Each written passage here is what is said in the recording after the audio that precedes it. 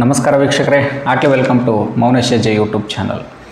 ಕರ್ನಾಟಕ ಸರ್ಕಾರದಲ್ಲಿ ಅದು ಸರ್ಕಾರಿ ಹುದ್ದೆಗಳು, ಕರ್ನಾಟಕದಲ್ಲಿ ಖಾಲಿ ಇರತಕ್ಕಂಥ ಹುದ್ದೆಗಳು ಸುಮಾರು 94 ಹುದ್ದೆಗಳು ಖಾಲಿ ಇರತಕ್ಕಂಥವು. ಯಾವ್ಯಾವ ಹುದ್ದೆಗಳಿದ್ದಾವೆ, ಏನೇನು ಅರ್ಹತೆಗಳು ಬೇಕು ಮತ್ತು ಯಾವ ರೀತಿಯಾಗಿ ಈ ಒಂದು ರಿಕ್ರೂಟ್ಮೆಂಟ್ ನಡೀತದೆ, ಇದಕ್ಕೆ ಅರ್ಜಿಯನ್ನು ಸಲ್ಲಿಸಬೇಕಾದ್ರೆ ಎಷ್ಟು ಪೇಮೆಂಟನ್ನು ಮಾಡಬೇಕು, ಅರ್ಜಿ ಶುಲ್ಕ ಅನ್ನುವಂಥದ್ದು ಎಷ್ಟಿದೆ ಮತ್ತು ಲಾಸ್ಟ್ ಡೇಟ್ ಮತ್ತು ಅಪ್ಲಿಕೇಶನ್ ಡೇಟ್ ಅನ್ನುವಂಥದ್ದು ಏನಿದೆ ಎಲ್ಲವನ್ನು ಕೂಡ ಈ ಒಂದು ವಿಡಿಯೋದಲ್ಲಿ ಸಂಪೂರ್ಣವಾಗಿ ತಿಳಿಸ್ತಾ ಹೋಗ್ತೇನೆ.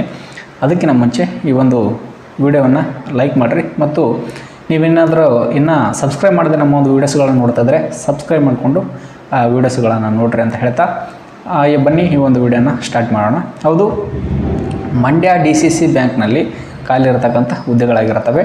ಟೋಟಲ್ 94 ಹುದ್ದೆಗಳು, ಅಂದರೆ ನಿಯರ್ಲಿ 100 ಹುದ್ದೆಗಳು ಖಾಲಿ ಇರತಕ್ಕಂಥವು. ಇವು ಕರ್ನಾಟಕದಲ್ಲೇ ಪ್ಲೇಸ್ಮೆಂಟ್ ಆಗ್ತಕ್ಕಂಥ ಹುದ್ದೆಗಳಾಗಿರ್ತವೆ. ಕರ್ನಾಟಕದಲ್ಲೇ ಈ ಒಂದು ಹುದ್ದೆಗಳ ಒಂದು ರಿಕ್ರೂಟ್ಮೆಂಟ್ ನಡೀತಾ ಇರ್ತದೆ. ಇದರ ಪ್ಲೇಸ್ಮೆಂಟ್ ಕೂಡ ಕರ್ನಾಟಕನೇ ಆಗಿರುತ್ತೆ. ಇನ್ನು ಈ ಒಂದು ಬ್ಯಾಂಕ್ ಇರ್ತಕ್ಕಂಥದ್ದು ಲೊಕೇಟೆಡ್ ಅಟ್ ಮಂಡ್ಯದಲ್ಲಿ ಈ ಒಂದು ಬ್ಯಾಂಕ್ ಇರ್ತಕ್ಕಂಥದ್ದು ಮಂಡ್ಯದ DCC ಬ್ಯಾಂಕ್. ಇದರ ವೆಬ್ಸೈಟನ್ನು ಕೂಡ ಹೇಳ್ತೀನಿ ಮತ್ತು ವಿಡಿಯೋದ ಕೆಳಗಡೆ ಡಿಸ್ಕ್ರಿಪ್ಷನಲ್ಲಿ ಹೆಲ್ಪ್ಲೈನ್ ನಂಬರ್ ಮತ್ತು ಅರ್ಜಿಯನ್ನು ಸಲ್ಲಿಸಬೇಕಾದ್ರೆ ಯಾವ ಒಂದು ವೆಬ್ಸೈಟ್ ಮೂಲಕ ಸಲ್ಲಿಸಬೇಕು ಅನ್ನುವಂಥದ್ದು ಕೂಡ ಆ ಒಂದು ವೆಬ್ಸೈಟ್ ಕೂಡ ಡಿಸ್ಕ್ರಿಪ್ಷನಲ್ಲಿ ಮೆನ್ಷನ್ ಮಾಡಿರ್ತೀನಿ. ದಯವಿಟ್ಟು ಅಲ್ಲಿ ಹೋಗಿ ನೀವು ಇನ್ನಿತರ ಹೆಚ್ಚಿನ ಮಾಹಿತಿಯನ್ನು ಪಡೆದುಕೊಳ್ಳಬಹುದು. ಇನ್ನು ಯಾವ್ಯಾವ ಹುದ್ದೆಗಳಿಗೆ ಅರ್ಜಿಗಳನ್ನು ಆಹ್ವಾನಿಸಲಾಗಿದೆ ಅನ್ನುವಂಥದ್ದು ನೋಡೋದಾದರೆ SSLCಯಿಂದ ಹಿಡಿದು ನಿಮ್ಮ ವಿದ್ಯಾರ್ಥಿ ಮೇಲೆ ಹೇಳ್ತಾ ಇದ್ದೀನಿ, SSLC, PUC, PG ತನಕ ಈ ಒಂದು ಹುದ್ದೆಗಳ ಅರ್ಜಿಯನ್ನು ಸಲ್ಲಿಸಬಹುದಾಗಿರುತ್ತದೆ. ಅಂತಹ ಒಂದು ಹುದ್ದೆಗಳನ್ನು ಇಲ್ಲಿ ಅರ್ಜಿಗಳನ್ನು ಆಹ್ವಾನಿಸಲಾಗಿದೆ.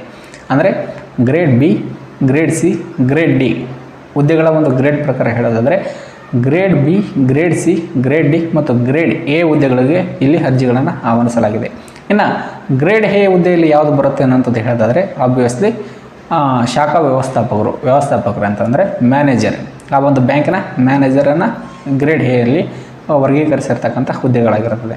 ಇನ್ನು ಗ್ರೇಡ್ B ಯಲ್ಲಿ ಯಾವುದು ಬರುತ್ತೆ ಅನ್ನುವಂಥದ್ದು ಹೇಳೋದಾದರೆ ಕಿರಿಯ ವ್ಯವಸ್ಥಾಪಕರು ಅಂದರೆ ಜೂನಿಯರ್ ಅಸಿಸ್ಟೆಂಟ್ ಅನ್ನುವಂಥ ಹುದ್ದೆಯನ್ನು ಗ್ರೇಡ್ B ಯಲ್ಲಿ ಇರ್ತಕ್ಕಂಥದ್ದು. ಇನ್ನು ಗ್ರೇಡ್ C ಯಲ್ಲಿ ಯಾವುದಂತ ಹೇಳೋದಾದರೆ ಅಟೆಂಡರ್ ಹುದ್ದೆಗಳು ಅಂದರೆ ಫ್ಯೂನ್ಸ್ ಅಂತ ಹೇಳ್ತೀವಿ ಮತ್ತು ಕ್ಲರ್ಕ್ ಅಂತ ಹೇಳ್ತೀವಿ. ಈ ಒಂದು ಅಟೆಂಡರ್ ಹುದ್ದೆಗಳನ್ನು ಗ್ರೇಡ್ C ನಲ್ಲಿ ವರ್ಗೀಕರಿಸಿರ್ತಕ್ಕಂಥ ಹುದ್ದೆಗಳು. ಇನ್ನು ಗ್ರೇಡ್ D ದಲ್ಲಿ ಬರೋದಾದರೆ ಇಲ್ಲಿ ಡ್ರೈವರ್ಸ್ ಅಂದರೆ ವಾಹನ ಚಾಲಕರು, ಆ ಒಂದು ಬ್ಯಾಂಕ್ಗೆ ಸಂಬಂಧಪಟ್ಟಂಥ ವಾಹನ ಚಾಲಕರನ್ನು ಗ್ರೇಡ್ D ಇಲ್ಲಿ 4 ಗ್ರೇಡ್ಗಳಿಗೆ ಸಂಬಂಧಪಟ್ಟಂತೆ ಅರ್ಜಿಗಳನ್ನು ಈಗ ಆಹ್ವಾನಿಸಲಾಗಿದೆ. ಇನ್ನು ಈ ಒಂದು ಗ್ರೇಡ್ಗೆ ಸಂಬಂಧಪಟ್ಟಂತೆ ಮತ್ತು ಹುದ್ದೆಗಳಿಗೆ ಸಂಬಂಧಪಟ್ಟಂತೆ ವಿದ್ಯಾರ್ಥಿಯನ್ನು ಕೂಡ ಹೇಳ್ಬಿಡ್ತೀನಿ. ಗ್ರೇಡ್ Aಗೆ ಅಂದರೆ ಶಾಖಾ ವ್ಯವಸ್ಥಾಪಕರು ಒಂದು ಮ್ಯಾನೇಜರ್ ಹುದ್ದೆಗೆ ನೀವು ಅರ್ಜಿಗಳನ್ನು ಸಲ್ಲಿಸಬೇಕಾದ್ರೆ ಎಮ್.ಟೆಕ್ನ ಒಂದು ಪದವಿಯನ್ನು ನೀವು ಹೊಂದಿರಬೇಕಾಗಿರುತ್ತದೆ. ಎಮ್.ಟೆಕ್ನ ಪದವಿಯನ್ನು ಹೊಂದಿದರೆ ನೀವು ವ್ಯವಸ್ಥಾಪಕರ ಹುದ್ದೆಗೆ ಅರ್ಜಿಯನ್ನು ಸಲ್ಲಿಸೋಕ್ಕೆ ಎಲಿಜಿಬಲ್ ಇದ್ದೀರಿ ಅನ್ನುವಂಥದ್ದನ್ನು. ಇನ್ನು ಕಿರಿಯ ಸಹಾಯಕರಿಗೆ ಜೂನಿಯರ್ ಅಸಿಸ್ಟೆಂಟ್ ಹುದ್ದೆಗೆ ನೀವು ಅರ್ಜಿಯನ್ನು ಸಲ್ಲಿಸಬೇಕಾಗಿದ್ದರೆ ನೀವು PUCಯನ್ನು ಹೊಂದಿರಬೇಕು. PUCಯಲ್ಲಿ ನೀವು ಉತ್ತೀರ್ಣರಾಗಿದ್ದರೆ ಈ ಒಂದು ಕಿರಿಯ ಸಹಾಯಕರಿಗೆ ಜೂನಿಯರ್ ಅಸಿಸ್ಟೆಂಟ್ ಹುದ್ದೆಗೆ ಅರ್ಜಿಯನ್ನು ಸಲ್ಲಿಸ್ಬೋದು DCC ಬ್ಯಾಂಕ್ ಮಂಡ್ಯದಲ್ಲಿ ಇರತಕ್ಕಂಥ DCC ಬ್ಯಾಂಕ್ಗೆ. ಇನ್ನು ನೀವು ಅಟೆಂಡರ್ ಹುದ್ದೆಗೆ ಗ್ರೇಡ್ C ನಲ್ಲಿರ್ತಕ್ಕಂಥ ಅಟೆಂಡರ್ ಹುದ್ದೆಗೆ ನೀವು ಅರ್ಜಿಗಳನ್ನು ಸಲ್ಲಿಸಬೇಕಾಗಿತ್ತಂದರೆ ನೀವು SSLCಯನ್ನು ಓದಿದರೆ ಸಾಕು ಮತ್ತು ಕಡ್ಡಾಯವಾಗಿ ನಿಮಗೆ ಕನ್ನಡ ಜ್ಞಾನ ಅನ್ನುವಂಥದ್ದು ಇರಬೇಕು. ಕನ್ನಡ ಜ್ಞಾನ ಅನ್ನೋಂಥದ್ದು ಇದ್ದರೆ ಸಾಮಾನ್ಯವಾಗಿ ಕನ್ನಡ ಜ್ಞಾನ ಅನ್ನೋಂಥದ್ದು ಕರ್ನಾಟಕದಲ್ಲಿರ್ತಕ್ಕಂಥ ಎಲ್ಲರಿಗೂ ಕೂಡ ಇರುತ್ತೆ. ಅಂದರೆ ಸ್ಪಷ್ಟವಾಗಿ ಕನ್ನಡವನ್ನು ಓದೋಕ್ಕೆ, ಸ್ಪಷ್ಟವಾಗಿ ಕನ್ನಡವನ್ನು ಬರೆಯೋಕ್ಕೆ, ಅರ್ಥ ಮಾಡ್ಕೊಳ್ಳೋ ಎಬಿಲಿಟಿ ಇದ್ದರೆ ನೀವು ಈ ಒಂದು ಹುದ್ದೆಗೆ ಅರ್ಜಿಯನ್ನು ಸಲ್ಲಿಸ್ಬೋದು, ನೀವು ಎಲಿಜಿಬಲ್ ಇದ್ದೀರಿ ಅನ್ನುವಂಥದ್ದು. ಇನ್ನು ಗ್ರೇಡ್ D ಹುದ್ದೆಗೆ ಅಂದರೆ ವಾಹನ ಚಾಲಕರು ಡ್ರೈವರ್ಸ್ ಹುದ್ದೆಗೆ ನೀವು ಅರ್ಜಿಯನ್ನು ಸಲ್ಲಿಸಬೇಕಾಗಿದ್ದರೆ ನೀವು ಕಂಪಲ್ಸರಿಯಾಗಿ SSLCಯನ್ನು ಮುಗಿಸಿರಬೇಕು ಮತ್ತು ನಿಮಗೆ ಡ್ರೈವಿಂಗ್ ಲೈಸೆನ್ಸ್ ಅನ್ನುವಂಥದ್ದು ಕರ್ನಾಟಕ ಸರ್ಕಾರದಿಂದ ಮಾನ್ಯತೆಯನ್ನು ಪಡೆದಿರತಕ್ಕಂಥ ಡ್ರೈವಿಂಗ್ ಲೈಸೆನ್ಸನ್ನು ಹೊಂದಿದರೆ ನೀವು ಈ ಒಂದು ಡ್ರೈವರ್ ಹುದ್ದೆಗೆ ಅರ್ಜಿಯನ್ನು ಸಲ್ಲಿಸ್ಬೋದಾಗಿರುತ್ತದೆ. ಇನ್ನು ಈ ಒಂದು ಅರ್ಜಿಗಳನ್ನು ಯಾವ ರೀತಿಯಾಗಿ ಸಲ್ಲಿಸ್ಬೋದು ಅಂದರೆ ಆನ್ಲೈನ್ ಮೂಲಕ ಅರ್ಜಿಗಳನ್ನು ಸಲ್ಲಿಸೋಕ್ಕೆ ಅವಕಾಶ ಇರುತ್ತದೆ.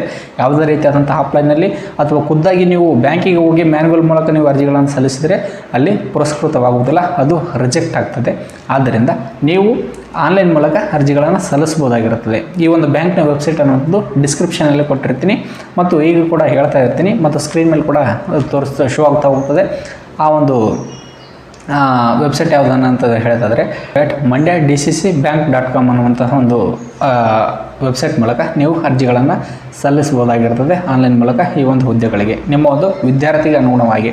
ಇನ್ನು ನೀವು ಒಂದಕ್ಕಿಂತ ಹೆಚ್ಚಿನ ಹುದ್ದೆಗಳಿಗೆ ಅರ್ಜಿಯನ್ನು ಸಲ್ಲಿಸಿದ್ರಿ, ಅಫ್ಕೋರ್ಸ್ ನೀವು 10ನೇ ತರಗತಿ ಕೂಡ ಪೂರ್ಣಗೊಳಿಸಿರ್ತೀರಿ ಮತ್ತು PUC ಕೂಡ ಪೂರ್ಣಗೊಳಿಸಿರ್ತೀರಿ ಮತ್ತು MTech ಕೂಡ ಪೂರ್ಣಗೊಳಿಸಿದ್ದೀರಿ ಅನ್ನುವಂಥ ಒಂದು ಉದಾಹರಣೆಯನ್ನು ಇಟ್ಕೊಂಡ್ರೆ ನೀವು ಎಲ್ಲ ಹುದ್ದೆಗಳಿಗೂ ಕೂಡ ಎಲಿಜಿಬಲ್ ಆಗಿರ್ತೀರಿ. ಎಲ್ಲ ಹುದ್ದೆಗಳು ಕೂಡ ನೀವು ಅರ್ಜಿಯನ್ನು ಸಲ್ಲಿಸ್ಬೋದು. ಆದರೆ ನೀವು ಪ್ರತ್ಯೇಕವಾಗಿ ಪ್ರತಿಯೊಂದು ಅರ್ಜಿಗಳನ್ನು ಸಲ್ಲಿಸಬೇಕಾಗ್ತದೆ ಮತ್ತು ಪ್ರತ್ಯೇಕವಾಗಿ ಎಲ್ಲ ಒಂದು ಹುದ್ದೆಗಳಿಗೂ ಕೂಡ ನೀವು ಪೇಮೆಂಟ್ ಅನ್ನುವಂಥದ್ದು ಮಾಡ್ತಾ ಹೋಗಬೇಕಾಗ್ತದೆ. ಇನ್ನು ಈ ಒಂದು ಹುದ್ದೆಗಳಿಗೆ ಅರ್ಜಿಯ ಶುಲ್ಕ ಏನಿದೆ, ಅಪ್ಲಿಕೇಶನ್ ಫೀಸ್ ಅನ್ನುವಂಥದ್ದು ಏನಿದೆ ಅನ್ನುವಂಥದ್ದು ನೋಡೋದಾದರೆ ಎಲ್ಲ ಜನರಲ್ ಕ್ಯಾಟಗರಿ ಅವರಿಗೆ, ಅಂದರೆ ಎಲ್ಲ ಜನರಲ್ ಕ್ಯಾಟಗರಿ ಮತ್ತು 2A 2B 3B ಈ ಒಂದು ಕ್ಯಾಟಗರಿಗಳಿಗೆ ಸಂಬಂಧಪಟ್ಟಂತೆ ಅರ್ಜಿ ಶುಲ್ಕ ಅನ್ನುವಂಥದ್ದು 1500 ರೂಪಾಯಿ ಇರ್ತದೆ. ಒಂದು ಹುದ್ದೆಗೆ ನೀವು ಅರ್ಜಿಯನ್ನು ಸಲ್ಲಿಸ್ತಾರೆ, ಯಾವುದೇ ಹುದ್ದೆಗೆ ಆಗಿದ್ರೂ ಕೂಡ ಪ್ರತಿಯೊಂದು ಹುದ್ದೆಗೂ ಕೂಡ 1500 ರೂಪಾಯಿ ಅನ್ನುವಂಥದ್ದು ಇಲ್ಲಿ ಅರ್ಜಿ ಶುಲ್ಕ ಅನ್ನುವಂಥದ್ದು ಇರುತ್ತದೆ. ಇನ್ನು SC ST ಪ್ರವರ್ಗ 1 ಅಂದರೆ C1 ಮತ್ತು ಮಾಜಿ ಸೈನಿಕ ಅಭ್ಯರ್ಥಿಗಳಿಗೆ ಪ್ರತಿಯೊಂದು ಹುದ್ದೆಗೂ ಕೂಡ 750 ರೂಪಾಯಿ ಅನ್ನುವಂಥದ್ದು ಇಲ್ಲಿ ಅರ್ಜಿಯ ಶುಲ್ಕ ಅಥವಾ ಅಪ್ಲಿಕೇಶನ್ ಫೀ ಅನ್ನುವಂಥದ್ದು ಇಲ್ಲಿ ನಿಗದಿಪಡಿಸಿರ್ತಕ್ಕಂಥದ್ದು, ಬ್ಯಾಂಕ್ನವರು ನಿಗದಿಪಡಿಸಿರ್ತಕ್ಕಂಥದ್ದು. ಇನ್ನು ನೀವು ಒಂದಕ್ಕಿಂತ ಹೆಚ್ಚಿನ ಹುದ್ದೆಗಳಿಗೆ ಅರ್ಜಿಯನ್ನು ಸಲ್ಲಿಸಿದರೆ ಪ್ರತ್ಯೇಕವಾಗಿ ನೀವು ಪೇಮೆಂಟ್ ಅನ್ನುವಂಥದ್ದು ಮಾಡಬೇಕಾಗಿರತಕ್ಕಂಥ ಅವಶ್ಯಕತೆ ಇರುತ್ತದೆ. ಪೇಮೆಂಟ್ ಮಾಡಿದರೆ ಮಾತ್ರ ನಿಮ್ಮ ಒಂದು ಅರ್ಜಿ ಅನ್ನುವಂಥದ್ದು ಪೂರ್ಣಗೊಂಡಿದೆ ಅನ್ನುವಂಥದ್ದಾಗ್ತದೆ. ಇನ್ನು ಪೇಮೆಂಟ್ ಕೂಡ ನೀವು ಇಲ್ಲಿ ಆನ್ಲೈನ್ ಮೂಲಕನೇ ಸಲ್ಲಿಸ್ಬೋದು. ಅಂದರೆ DCC ಬ್ಯಾಂಕ್ನ ಒಂದು ಅಧಿಕೃತ ವೆಬ್ಸೈಟ್ನಲ್ಲಿ ನೀವು Paytm, ಫೋನ್ಪೇ ಇನ್ನಿತರ ಡಿಜಿಟಲ್ ಮಾಧ್ಯಮದಿಂದ ಕೂಡ ನೀವು ಪೇಮೆಂಟನ್ನು ಮಾಡಬಹುದಾಗಿರ್ತದೆ. ಇನ್ನು ಅರ್ಜಿಯನ್ನು ಸಲ್ಲಿಸೋದಕ್ಕೆ ಸ್ಟಾರ್ಟ್ ಆಗಿರ್ತಕ್ಕಂಥ ದಿನಾಂಕವನ್ನು ನೋಡೋದಾದರೆ ಜನವರಿ 18ರಿಂದ ಪ್ರಾರಂಭವಾಗಿರ್ತಕ್ಕಂಥದ್ದು. ಇನ್ನು ಫೆಬ್ರವರಿ 16ರ ತನಕ ಅರ್ಜಿಯನ್ನು ಸಲ್ಲಿಸ್ಬೋದಾಗಿರ್ತದೆ. ಕೊನೆಯ ದಿನಾಂಕ ಅನ್ನುವಂಥದ್ದು ಫೆಬ್ರವರಿ 16ರ ತನಕ ನೀವು ಇಲ್ಲಿ ಅರ್ಜಿಯನ್ನು ಸಲ್ಲಿಸ್ಬೋದು. ಇನ್ನು ಅರ್ಜಿಯನ್ನು ಸಲ್ಲಿಸಿದ ಮೇಲೆ ನೀವು ಪೇಮೆಂಟ್ ಅನ್ನುವಂಥದ್ದು ಮಾಡೋದಕ್ಕೆ ಕೊನೆಯ ದಿನಾಂಕ ಅನ್ನುವಂಥದ್ದು ಫೆಬ್ರವರಿ 14 ಆಗಿರ್ತದೆ. ನಿಮಗೆ ಆನ್ಲೈನ್ ಪೇಮೆಂಟು ಮತ್ತು ಅರ್ಜಿಯನ್ನು ಸಲ್ಲಿಸಲಿಕ್ಕೆ ಕೊನೆಯ ದಿನಾಂಕ ಅನ್ನುವಂಥದ್ದು ಸೇಮ್ ಆಗಿರ್ತದೆ. ಫೆಬ್ರವರಿ 16ರ ತನಕ ನೀವು ಅರ್ಜಿಯನ್ನು ಸಲ್ಲಿಸ್ಬೋದು.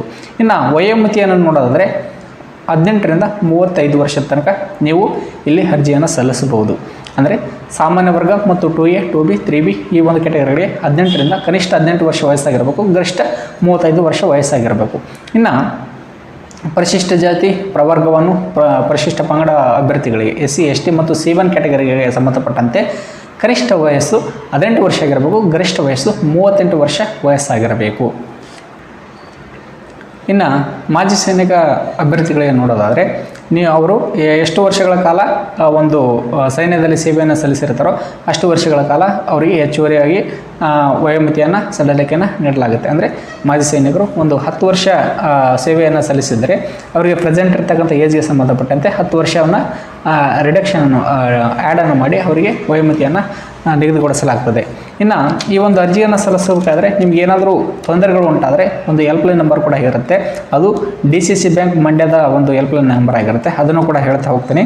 9108538218 ಇಲ್ಲಿ ಡಿಸ್ಪ್ಲೇ ಕೂಡ ಮಾಡ್ತಾ ಇದ್ದೀನಿ ಸ್ಕ್ರೀನ್ ಮೇಲೆ. ಇದರ ಮೂಲಕ ನೀವು ಏನಾದರೂ ಗೊಂದಲಗಳಿದ್ದರೆ ನೀವು ಅರ್ಜಿ ಸಲ್ಲಿಸಬೇಕಾದ್ರೆ ಏನಾದರೂ ಟೆಕ್ನಿಕಲ್ ಇಶ್ಯೂ ಆದರೆ ನೀವು ಈ ಒಂದು ಹೆಲ್ಪ್ಲೈನ್ ನಂಬರ್ಗೆ ಕಾಲ್ ಮಾಡಿ ನೀವು ನಿಮ್ಮ ಒಂದು ಸಮಸ್ಯೆಗಳನ್ನು ಕೇಳಬಹುದು. ಈ ಒಂದು ಹೆಲ್ಪ್ಲೈನ್ ನಂಬರ್ಗೆ ಕಾಲ್ ಮಾಡಬೇಕಾದ್ರೆ ನೀವು ಸಮಯದ ಒಂದು ಮಿತಿಯನ್ನು ನೀಡಿದ್ದಾರೆ. ಅಂದರೆ ಬೆಳಗ್ಗೆ 10 ಗಂಟೆಯಿಂದ ಸಾಯಂಕಾಲ 6 ಗಂಟೆ ಒಳಗಾಗಿ ನೀವು ಕರೆಯನ್ನು ಮಾಡಿ ನಿಮ್ಮ ಒಂದು ಸಮಸ್ಯೆಗಳನ್ನು ಇಲ್ಲಿ ಬಗೆಹರಿಸ್ಬೋದಾಗಿರ್ತದೆ. ಇನ್ನು ಈ ಒಂದು ಎಲ್ಲ ಒಂದು ಹುದ್ದೆಗಳಿಗೆ ಯಾವ ರೀತಿಯಾಗಿ ನೇಮಕಾತಿಯನ್ನು ಮಾಡ್ಕೊಳ್ತಾರೆ ಅನ್ನೋದು ನೋಡಿದರೆ ಎಲ್ಲ ಹುದ್ದೆಗಳು ಕೂಡ ಪ್ರತ್ಯೇಕವಾದಂಥ ಒಂದು ಲಿಖಿತ ಪರೀಕ್ಷೆಯನ್ನು ಕಂಡಕ್ಟ್ ಮಾಡ್ತಾರೆ. ನಂತರದಲ್ಲಿ ಅದರಲ್ಲಿ ನೀವು ಶಾರ್ಟ್ ಲಿಸ್ಟ್ ಆದರೆ ನಂತರದಲ್ಲಿ ನಿಮಗೆ ಇಂಟರ್ವ್ಯೂವನ್ನು ಕಂಡಕ್ಟ್ ಮಾಡ್ತಾರೆ. ಇಂಟರ್ವ್ಯೂಲ್ಲಿ ಪಡೆದಿರ್ತಕ್ಕಂಥ ಅಂಕಗಳ ಆಧಾರದ ಮೇಲೆ ಮತ್ತು ನೀವು ಎಕ್ಸಾಮಲ್ಲಿ ಸ್ಕೋರ್ ಮಾಡಿರ್ತಕ್ಕಂಥ ಅಂಕಗಳ ಆಧಾರದ ಮೇಲೆ ಇಲ್ಲಿ ನಿಮಗೆ ಫೈನಲ್ ಲಿಸ್ಟನ್ನು ಬಿಡ್ತಾ ಹೋಗ್ತಾರೆ. ಇನ್ನು ಇಂಟರ್ವ್ಯೂವನ್ನು ಎಷ್ಟು ಮಾರ್ಕ್ಸಿಗೆ ಕಂಡಕ್ಟ್ ಮಾಡ್ತಾರೆ ಅನ್ನೋದು ನೋಡೋದಾದರೆ 15 ಮಾರ್ಕ್ಸಿಗೆ ಇಂಟರ್ವ್ಯೂವನ್ನು ಕಂಡಕ್ಟ್ ಮಾಡ್ತಾರೆ. 15 ಮಾರ್ಕ್ಸ್ಗೆ ಇಂಟರ್ವ್ಯೂವನ್ನು ಕಂಡಕ್ಟ್ ಮಾಡ್ತಾರೆ. ನಂತರದಲ್ಲಿ ನೀವು ಎಷ್ಟು ಸ್ಕೋರ್ ಮಾಡಿರ್ತಾರೋ ಪರೀಕ್ಷೆಯಲ್ಲಿ ಎಷ್ಟು ಸ್ಕೋರ್ ಮಾಡಿರ್ತಾರೋ ಅದರಲ್ಲಿ 85% ಕನ್ಸಿಡರ್ ಮಾಡ್ತಾರೆ. 85% ನೀವು ಪರೀಕ್ಷೆಯಲ್ಲಿ ಸ್ಕೋರ್ ಮಾಡಿರ್ತಕ್ಕಂಥ ಸ್ಕೋರನ್ನು ತೆಗೆದುಕೊಂಡು ಮತ್ತು 15 ಮಾರ್ಕ್ಸನ್ನು ಇಂಟರ್ವ್ಯೂವನ್ನು ಆ್ಯಡ್ ಮಾಡಿ ನಿಮಗೆ ಫೈನಲ್ ಲಿಸ್ಟ್ ಅನ್ನುವಂಥದ್ದನ್ನು ಶಾರ್ಟ್ ಲಿಸ್ಟನ್ನು ಬಿಡುಗಡೆ ಮಾಡ್ತಾರೆ. ನಂತರದಲ್ಲಿ ನಿಮ್ಮ ಆಯ್ಕೆ ಪ್ರಕ್ರಿಯೆ ಅನ್ನುವಂಥದ್ದು ಮುಂದುವರಿತಾ ಹೋಗುತ್ತೆ. ಇನ್ನು ಯಾವ್ಯಾವ ರೀತಿಯಲ್ಲಿ ಯಾವ್ಯಾವ ಒಂದು ಹುದ್ದೆಗಳಿಗೆ ಎಷ್ಟೆಷ್ಟು ಮಾರ್ಕ್ಸ್ನ ಒಂದು ಪರೀಕ್ಷೆಯನ್ನು ನೀಡ್ತಾರೆ ಅನ್ನುವಂಥದ್ದನ್ನು ನೋಡೋದಾದರೆ, ಕಿರಿಯ ಸಹಾಯಕರಿಗೆ ಅಂದರೆ ಜೂನಿಯರ್ ಅಸಿಸ್ಟೆಂಟ್ ಹುದ್ದೆಗಳಿಗೆ ನೀವು ಅರ್ಜಿಯನ್ನು ಸಲ್ಲಿಸಿದರೆ ನಿಮಗೆ 200 ಅಂಕಗಳ ಒಂದು ಪರೀಕ್ಷೆಯನ್ನು ನೀಡಲಾಗ್ತದೆ. ಇನ್ನು ಉಳಿದಂತಹ ಒಂದು ಹುದ್ದೆಗಳಿಗೆ 100 ಅಂಕಗಳ ಪರೀಕ್ಷೆಯನ್ನು ನೀಡಲಾಗ್ತದೆ. ಉಳಿದಂತಹ ಒಂದು ಹುದ್ದೆಗಳಂತಂದರೆ ಡ್ರೈವರು, ಅಟೆಂಡರು, ಈ ಒಂದು ಹುದ್ದೆಗಳಿಗೆ 100 ಅಂಕಗಳ ಒಂದು ಪರೀಕ್ಷೆಯನ್ನು ನೀಡಲಾಗುತ್ತೆ. ಇನ್ನು ಈ ಎಲ್ಲ ಒಂದು ಪರೀಕ್ಷೆಗಳಲ್ಲಿ ಕೂಡ ಗಮನಿಸಬೇಕಾದಂಥ ಅಂಶ ಅಂದರೆ ಕನ್ನಡಕ್ಕೆ, ಸಾಮಾನ್ಯ ಕನ್ನಡ ವಿಷಯಕ್ಕೆ ಸಂಬಂಧಪಟ್ಟಂತೆ 50 ಮಾರ್ಕ್ಸ್ ಅನ್ನೋದು ಕಂಪಲ್ಸರಿ ಆಗಿರತಕ್ಕಂಥದ್ದು. ಆದ್ದರಿಂದ ನೀವು ಕನ್ನಡವನ್ನು ಕಂಪಲ್ಸರಿಯಾಗಿ ಚೆನ್ನಾಗಿ ಓದ್ಕೊಂಡು ಹೋಗಬೇಕಾಗೋದ್ರ ಅವಶ್ಯಕತೆ ಇರ್ತದೆ. ಜೂನಿಯರ್ ಅಸಿಸ್ಟೆಂಟ್ಗೆ ಸಂಬಂಧಪಟ್ಟಂತೆ ಆಗಿರ್ಬೋದು ಮತ್ತು ಡ್ರೈವರ್ಗೆ, ಅಟೆಂಡರ್ಗೆ ಎಲ್ಲ ಒಂದು ಹುದ್ದೆಗಳಿಗೂ ಕೂಡ ಸಾಮಾನ್ಯ ಕನ್ನಡ ಅನ್ನುವಂಥದ್ದು 50 ಮಾರ್ಕ್ಸ್ಗೆ ನೀಡಿರ್ತಕ್ಕಂಥದ್ದು. ಇನ್ನು ಉಳಿದಿರ್ತಕ್ಕಂಥದ್ದೆಲ್ಲ ಜಿ ಕೆಗೆ ಸಂಬಂಧಪಟ್ಟಂಥ ಸಾಮಾನ್ಯ ಜ್ಞಾನ ಉಳಿದಿರತಕ್ಕಂಥ ವಿಷಯವಾಗಿರುತ್ತದೆ. ಇದು ಈ ಒಂದು ಎಕ್ಸಾಮ್ನ ಪ್ಯಾಟ್ರನ್ ಆಗಿರ್ತದೆ. ಇನ್ನು ಆಯ್ಕೆ ಪ್ರಕ್ರಿಯೆ ಕೂಡ ಹೇಳಿದ್ದೀನಿ, ಆನ್ಲೈನ್ ಮೂಲಕನೇ ಆಯ್ಕೆ ಅನ್ನುವಂಥ ನಡೀತದೆ. ಎಕ್ಸಾಮ್ ಮೂಲಕ ನಂತರದಲ್ಲಿ ಇಂಟರ್ವ್ಯೂನ ಕಂಡಕ್ಟ್ ಮಾಡಿ ನಿಮ್ಮ ಒಂದು ಶಾರ್ಟ್ ಲಿಸ್ಟನ್ನು ಬಿಡುಗಡೆಯನ್ನು ಮಾಡ್ತಾರೆ ಅನ್ನುವಂಥದ್ದು. ಇಲ್ಲಿ ಗಮನಿಸಬೇಕಾಗಿರ್ತಕ್ಕಂಥ ಅಂಶ ಅಂತಂದರೆ ಇವೆಲ್ಲವೂ ಕೂಡ ಕರ್ನಾಟಕದ ಅಧಿಕೃತವಾದಂಥ ಬ್ಯಾಂಕ್ನ ಒಂದು ರಿಕ್ರೂಟ್ಮೆಂಟ್ ಆಗಿರ್ತದೆ. ಇಲ್ಲಿ ಯಾವುದೇ ರೀತಿಯಾದಂಥ ಮೋಸಗಳು ನಡೆಯೋದಿಲ್ಲ ಮತ್ತು ನೀವು ಸರ್ಕಾರಿ ಹುದ್ದೆಯನ್ನು ಯಾವ ರೀತಿಯಾಗಿ ಪಡಿತೀರೋ ಅದೇ ರೀತಿಯಾಗಿ ಇಲ್ಲಿ ಕೂಡ ಇದೊಂದು ಸರ್ಕಾರಿ ಒಡೆತನದ ಉದ್ದಿಮೆಯ ಸಂಸ್ಥೆ ಆಗಿರೋದ್ರಿಂದ ನೀವು ಗೌರ್ಮೆಂಟ್ ಎಂಪ್ಲಾಯಿ ರೀತಿಯಲ್ಲಿ ಇಲ್ಲಿ ವರ್ಕ್ ಮಾಡಬೇಕಾಗ್ತದೆ. ಇಲ್ಲಿ ನಿಮಗೆ ಗೌರ್ಮೆಂಟ್ ಎಂಪ್ಲಾಯಿ ರೀತಿಯಲ್ಲಿ ಏನೇನು ಸವಲತ್ತುಗಳು ಸಿಗ್ತಾ ಹೋಗ್ತವೆ ಎಲ್ಲವೂ ಕೂಡ ಈ ಒಂದು ಬ್ಯಾಂಕ್ ನಡೆಯಲ್ಲೇ ಸಿಗ್ತಾ ಹೋಗ್ತವೆ. ಇದು ಮಂಡ್ಯದ DCC ಬ್ಯಾಂಕ್ನ ಒಂದು ಅಧಿಕೃತ ಒಂದು ರಿಕ್ರೂಟ್ಮೆಂಟ್ ಆಗಿರ್ತದೆ. ಯಾರ್ಯಾರು ಎಲಿಜಿಬಲ್ ಇದ್ದೀರಿ ಎಲ್ಲರೂ ಕೂಡ ಅರ್ಜಿಗಳನ್ನು ಸಲ್ಲಿಸಿರಿ. ಇನ್ನಿತರ ಏನಾದರೂ ಡೌಟ್ಗಳಿದ್ದರೆ ನಿಮಗೆ ಈ ಒಂದು ರಿಕ್ರೂಟ್ಮೆಂಟ್ಗೆ ಸಂಬಂಧಪಟ್ಟಂತೆ ಹೆಚ್ಚಿನ ಮಾಹಿತಿಗಳು ಏನಾದರೂ ಬೇಕಾಗಿದ್ದರೆ ಕೆಳಗೆ ಕೊಟ್ಟಿರ್ತಕ್ಕಂಥ ಡಿಸ್ಕ್ರಿಪ್ಷನ್ ಲಿಂಕ್ನಲ್ಲಿರ್ತಕ್ಕಂಥ ಒಂದು ಈ ಒಂದು ಬ್ಯಾಂಕ್ನ ವೆಬ್ಸೈಟ್ಗೆ ನೀವು ಭೇಟಿಯನ್ನು ನೀಡಿ ನಿಮ್ಮ ಎಲ್ಲ ಗೊಂದಲಗಳನ್ನು ಕೂಡ ಅಲ್ಲಿ ಪರಿಹಾರ ನೀಡಬಹುದು. ನಂತರದಲ್ಲಿ ನಿಮಗೆ ಅರ್ಜಿ ಸಲ್ಲಿಸಬೇಕಾದ್ರೆ ಏನಾದರೂ ಟೆಕ್ನಿಕಲ್ ಇಶ್ಯೂ ಆದರೆ ನಾನು ಹೇಳಿರ್ತಕ್ಕಂಥ ಒಂದು ಮೊದಲೇ ಹೇಳಿದ್ದೀನಿ, ಈ ಒಂದು ನಂಬರ್ಗೆ ನೀವು ಕರೆಯನ್ನು ಮಾಡಬಹುದು. ನಂತರದಲ್ಲಿ ಕೆಳಗಡೆ ಡಿಸ್ಕ್ರಿಪ್ಷನಲ್ಲೂ ಕೂಡ ಆ ಒಂದು ನಂಬರನ್ನು ಕೊಟ್ಟಿರ್ತೀನಿ. ನೀವು ಆ ಒಂದು ನಂಬರ್ಗೆ ಕರೆ ಮಾಡಿ ನಿಮ್ಮ ಇನ್ನಿತರ ಹೆಚ್ಚಿನ ಏನಾದರೂ ತಾಂತ್ರಿಕ ಸಮಸ್ಯೆಗಳಿದ್ದರೆ ನೀವು ಬಗೆಹರಿಸ್ಕೊಳ್ಬೋದು ಆ ಒಂದು ನಂಬರ್ಗೆ ಕರೆ ಮಾಡೋದರ ಮೂಲಕ. ಇದು ಈ ಒಂದು DCC ಬ್ಯಾಂಕ್ನ ರಿಕ್ರೂಟ್ಮೆಂಟ್ ಆಗಿತ್ತು. ಈ ಒಂದು ಉದ್ಯೋಗದ ಮಾಹಿತಿ ಎಲ್ಲರಿಗೂ ಕೂಡ ಇಷ್ಟವಾಗಿದೆ ಅಂತ ಭಾವಿಸ್ತೀನಿ. ಯಾರ್ಯಾರು ಎಲಿಜಿಬಲ್ ಇದ್ದೀರಿ ಎಲ್ಲರೂ ಕೂಡ ಅರ್ಜಿಗಳನ್ನು ಸಲ್ಲಿಸಿರಿ. ಈ ಒಂದು ಹುದ್ದೆಗಳು ಸರ್ಕಾರಿ ಸಂಸ್ಥೆಯ ಹುದ್ದೆಗಳಾಗಿರೋದ್ರಿಂದ ಭಾಳಷ್ಟು ಉಪಯುಕ್ತವಾದಂತಹ ಒಂದು ಉದ್ಯೋಗಗಳಾಗಿರ್ತವೆ. ಯಾರ್ಯಾರು ಎಲಿಜಿಬಲ್ ಇದ್ದೀರಿ ಎಲ್ಲರೂ ಕೂಡ ಅರ್ಜಿಗಳನ್ನು ಸಲ್ಲಿಸಿರಿ ಅಂತ ಹೇಳ್ತಾ ಈ ಒಂದು ಮಾಹಿತಿ ನಿಮಗೆಲ್ಲರೂ ಇಷ್ಟವಾಗಿದೆ ಅಂತ ಭಾವಿಸ್ತೀನಿ. ಇನ್ನಿತರ ಎಲ್ಲ ಒಂದು ಉಪಯುಕ್ತ ಮಾಹಿತಿಗಳಿಗಾಗಿ ನಮ್ಮ ಮೌನೇಶ್ ಎಜು ಯೂಟ್ಯೂಬ್ ಚಾನಲ್ನ ಸಬ್ಸ್ಕ್ರೈಬ್ ಮಾಡಿಕೊಡ್ರಿ ಮತ್ತು ಸಪೋರ್ಟ್ ಮಾಡಿರಿ ಅಂತ ಹೇಳ್ತಾ, ಈ ಒಂದು ವಿಡಿಯೋ ಇಷ್ಟ ಆಗಿದ್ದಾರೆ ಲೈಕ್ ಮಾಡಿರಿ, ನಿಮ್ಮ ಅನಿಸಿಕೆಗಳನ್ನು ಕಾಮೆಂಟ್ ಮೂಲಕ ಪೋಸ್ಟ್ ಮಾಡಿರಿ ಅಂತ ಹೇಳ್ತಾ, keep watching Mounesh edu, support us. Thank you.